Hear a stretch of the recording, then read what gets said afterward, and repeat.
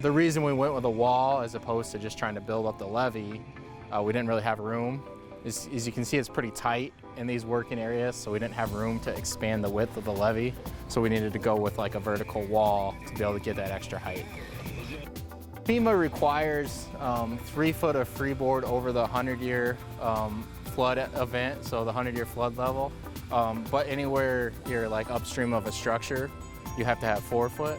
So like at like a culvert entrance or something like that, you'd have to have 4 foot of freeboard above that 100-year elevation. The box culverts, the culverts themselves are staying. Those are being utilized. There was a hydraulic model that was completed on the existing channel to determine that 100-year elevation, and then that's how we set the wall elevation to know how high we needed to be above that. There are some small areas of existing wall. Those will remain as well, and then we'll be adding to those to make sure we get to the right height.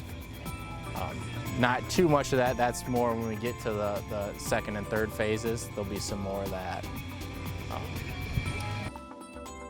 We are cutting into the levee a little bit to get the footing in there, but then we're actually going to bring the levee back to the normal levee elevation. It'll just be the wall will be higher than that. It varies because the existing level of the levee would vary from kind of the downstream end to the upstream end. As you go upstream, it gets taller.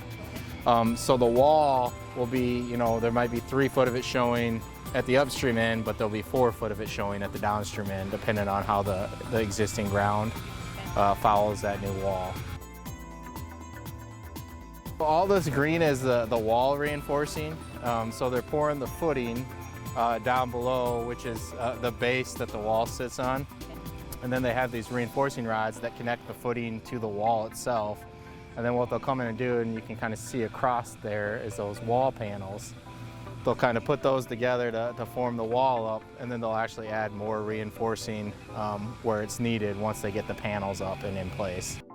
What they do is they bring in the concrete truck, and then they dump the concrete into this pumper truck, and then they actually have a hose that they use to pump all the concrete in, so they don't have to bring trucks and everything, right to the wall. They have somebody that drives the truck around, or uses a controller that can move the pump hose around and fill in the wall and the footings and everything. This existing channel, you can kind of see where you can see kind of the older concrete, and then there's the newer concrete.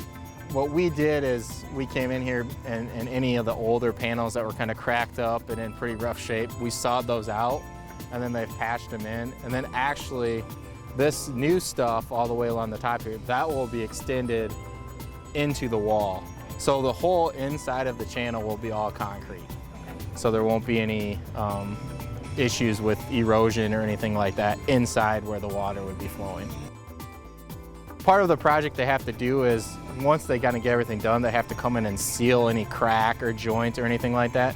So that's when they'll clean out all the existing joints that have weeds and grass. They'll clean that out, and then a new sealant will be applied to those joints to kind of waterproof everything.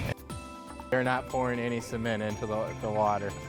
There's a lot of property here, and we have been in contact, with property owners, and it's kind of a positive project because of the improvements, as well as the benefits of the flood insurance benefits and things like that.